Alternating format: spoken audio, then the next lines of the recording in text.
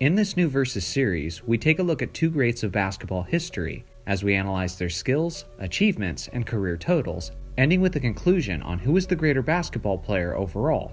Today, our matchup is the round-mound of rebound, Charles Barkley, versus the mailman, Karl Malone.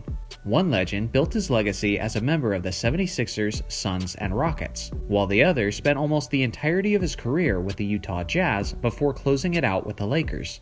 Starting with the basics, Barkley was listed as a 6'6" power forward, although he's probably more accurately around 6'4", and he typically weighed around 252 pounds. Malone was a 6'9" power forward who weighed around 250 pounds. We'll compare these two greats with 5 major categories, which sometimes vary in categories depending on positions and playstyles. In this video, for these two power forwards, the categories are scoring, efficiency, rebounding, defense, and accolades. First off, scoring. Both of these legends were almost always their team's leading scorer, as Malone had a career scoring average of 25 points. He didn't win any scoring titles, but he is currently ranked second among the NBA's all-time scoring leaders, and his career high was 61 points against the Bucks in 1990. Malone also averaged 24.7 points in his playoff career, which puts him in 20th place on the all-time list. Barkley had a career scoring average of 22.1 points, and he didn't win any scoring titles either. He's currently ranked in 26th place on the NBA's all-time scoring list, and his career high was 56 points against the Warriors in 1994. His career playoff scoring average was 23 points, which currently ranks him 33rd all-time. Malone was one of the more dominant and consistent scorers of basketball history, who was quite frequently the beneficiary of a John Stockton assist, whether in the fast break or from the pick and roll. He was one of the more incredibly strong players of the game who fiercely attacked the rim and had the power to assert his will. He also had a very smooth and reliable mid-range jumper. People often don't recognize how great of a scorer the mailman actually was. His era wasn't really the most statistically productive time in history. In the entirety of the 1990s decade, only one player other than Michael Jordan averaged over 30 points per game in a season, and that was Karl Malone in the 89-90 season. Here's another way of putting his elite scoring in context. Karl Malone has no scoring titles in the entirety of his playing career, but that isn't necessarily his fault, as it's actually just a byproduct of playing in the same era as Michael Jordan. As I said, Malone has no scoring titles, but if Michael Jordan did not exist, Malone would have 5 of them, which would then give him the second most in NBA history, behind only Wilt Chamberlain. He also would have a couple more championships and another MVP, but I digress. Barkley could score well in his own right, as he was an absolute force in transition, especially in his days with Philadelphia. Barkley would also bully opponents in the post, and was famous for slowly backing down his defender until he was in an ideal position to score. He was so dominant and efficient at this that the NBA created the 5-second back-to-the-basket rule to try to discourage players like Barkley from abusing it to such an extent. As good as Barkley was, he was almost never quite as explosive of a scorer as Malone was. I'm sure the luxury of having John Stockton as his point guard for basically his entire career definitely helped. But still, whether that's true or not, the gap is too big to make up for Barkley. Scoring goes to Karl Malone. Second up is rebounding. This is an area where both power forwards were very solid, as they both are currently within the top 20 of the all-time list. Although Malone is significantly higher on the list, that's mostly due to his longevity, which, to his credit, required maintained conditioning and athleticism. With that being said, Barkley gained his round mound of rebound nickname for a reason. As he had a higher career rebounding average than Malone, he has a rebounding title, which Malone does not, and in every season of his career other than his rookie season where he played less than 30 minutes per game, he averaged over 10 rebounds per game. Even in his less fondly remembered years with the Rockets, Barkley was still a beast on the boards, easily out-rebounding Hakeem Olajuwon in all of his 4 seasons there. I could break this down from many different angles, but at the end of the day, it's an easy decision. Rebounding goes to Charles Barkley. Third up is efficiency, and at first, I was going to include turnovers in this area, but long story short, it's basically a tie. You may not have known this, but Karl Malone has the most turnovers in NBA history, at least until LeBron surpasses him this upcoming season. Not necessarily a claim that Malone should be proud of. Especially for a power forward, he did have a bit of an issue protecting the basketball, but with that being said, a major contributing factor to his turnover total is his longevity. If everyone had a career as long as Malone's, then there would be a ton of players ahead of him. Barkley had some of these issues as well, as both players averaged the same amount of turnovers over the course of their career. So how about efficiency in terms of shooting the basketball? Well, Malone was certainly reliable, especially considering the amount of shots he took per game. For his career, he shot a solid 51.6% from the field and a decent 74.2% from the free throw line. He shot only 27.4% from three-point range, but that stat is basically irrelevant, as Malone never shot that many three-pointers as it wasn't a regular part of his game. Now, as solid as Malone was at effectively scoring the basketball, Barkley was an all-time great at it. For his career, he shot 54.1% from the field.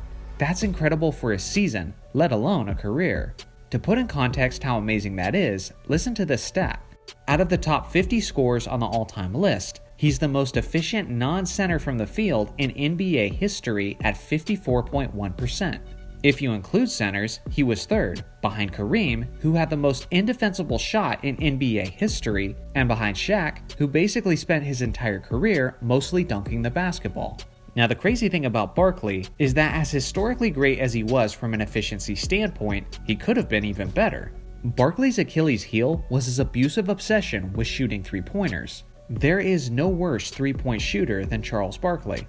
I'm not even being sarcastic when I say that. Objectively speaking, of all players who shot at least 1,000 three-pointers in their career, Barkley is literally the most inefficient shooter in NBA history. For some reason, despite being so terrible from distance, he simply couldn't stop shooting them, even reaching as high as 25th place in the league in three-point attempts in 1993. It was like he was salivating every time he got around the three-point line and just couldn't help himself. Some will say that shooting the outside shot helps keep defenses honest. But when you're literally the worst shooter ever, let's be real, you're not keeping any defenses honest, because they can simply give you the Ben Simmons treatment and beg you to shoot. Here's a funny stat that again emphasizes this issue. In 5 straight seasons from 1987 to 1991, Barkley led the entire league in efficiency from two-point range. But in none of those seasons did he lead the league in overall field goal percentage, because he shot so many damn three-pointers. With all that being said, efficiency easily goes in favor of Barkley, even though he could have chilled a bit on perimeter shots.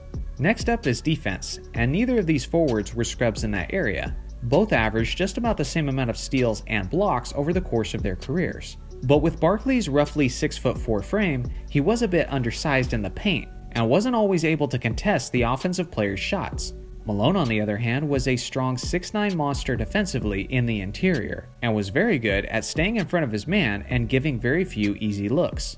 Although I definitely wouldn't describe Barkley as a bad defender, he never made any all-defense teams throughout his career. Malone, on the other hand, made 4 all-defense teams, and 3 of those were first team. Simply and concisely, Malone takes the defensive category. Last on the list of categories is accolades, and both of these greats had plenty of them. Malone for his career was the 1997 and 1999 league MVP. He made 14 All-Star teams, 14 All-NBA teams, 4 All-Defense teams, and made 2 trips to the NBA Finals. In his 19 seasons, he averaged 25 points, 10.1 rebounds, 3.6 assists, and 1.4 steals on 51.6% shooting. Barkley was the 1993 league MVP. He made 11 All-Star teams, 11 All-NBA teams. He was the 1987 rebounding champion, and he made 1 trip to the NBA Finals. In his 16 seasons, he averaged 22.1 points, 11.7 rebounds, 3.9 assists, and 1.5 steals on 54.1% shooting. Ultimately, this is a very tough decision, and I think it's why so many people requested this video. It might seem controversial to most of you, but for myself personally, Charles Barkley gets the edge as the greater player. When both guys were at their best, I think Barkley was slightly the more dominant overall player. He was also incredibly unique, as he was one of the most efficient scorers in NBA history, despite the fact that he was a significantly undersized power forward. I've heard it said this way, and I definitely agree with this statement. Malone had the better career, Barkley was the better player. I also can't completely ignore the aspect of John Stockton. Malone had the luxury of having one of the greatest facilitators of all time as his point guard for almost the entirety of his career. Barkley didn't have that same luxury for his entire career, and that's saying something when he already has a resume that's putting him on the same level as Karl Malone. I can only imagine the kind of career numbers he would have put up if someone like Stockton was his point guard for basically his whole career. Now let me make this clear. There's a reason why these greats were compared so much throughout their careers, and why the comparisons continue even years after they've both retired. It's because it's very close, and I certainly won't fault you if you disagree with my conclusion, but I would like to know why. Let me know in the comments section who you think was the greater player, Chuck or the mailman. Thanks for watching as always, make sure to like and subscribe for more basketball content, and I'll see you guys in the next video.